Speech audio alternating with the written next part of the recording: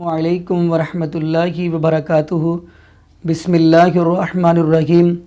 ولا تقربوا الزنا انہ کان فاحشۃ وساء سبیلا۔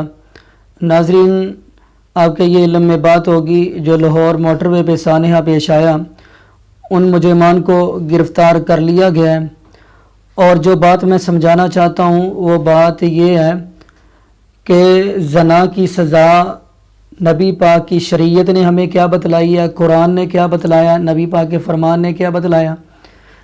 یہ سزا اگر آج ملک کے اندر دیتے رہیں گے، نیکسٹ یہ ایسا سانحہ پیش نہیں آئے گا۔ جب اسلامی ریاست کی بات کریں گے پھر شریعت نبی پاک کی شریعت پہ چلنا ہوگا۔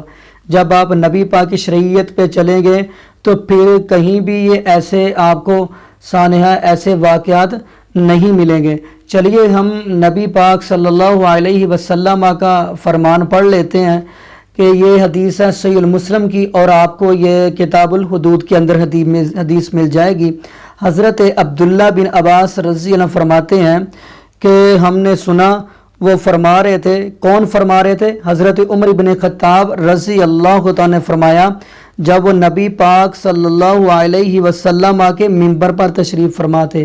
حضرت عباس فرماتے ہیں کہ حضرت عمر فاروق جب نبی پاک کے ممبر پر تشریف فرما تھے تو وہ یہ بات بتا رہے تھے، یہ نبی پاک کا فرمان بتا رہے تھے۔ وہ کہہ رہے تھے کہ اللہ پاک نے نبی پاک صلی اللہ علیہ وسلم کو حق والا نبی بنا کر بھیجا، حق والا پیغمبر بنا کر بھیجا، اور حق کے ساتھ ہی نبی پاک کو اللہ پاک نے مبعوث فرمایا۔ اور آپ نے یہ بھی فرمایا کہ جو زانی ہے، زنا کرنے والا، اس کی سزا رجم ہے۔ اب آپ کہیں گے رجم کیا ہے؟ رجم ہے کہ زمین کے اندر گاڑ کے اس کو پتھروں کے ساتھ رجم کر دینا، ختم کر دینا، اس کو مار دینا۔ لیکن آج کے دور کے اندر اس کو پھانسی کہیں گے، سزائے موت کہیں گے۔ تو یہ نبی پاک صلی اللہ علیہ وسلم نے یہ سزا سنائی ہے۔ حضرت عمر فاروق فرماتے جب نبی پاک نے یہ بات بتائی نا تو ہم نے اس بات کو سنا بھی اور اسے یاد بھی کر لیا اور اسے سمجھ بھی لیا۔ کیوں؟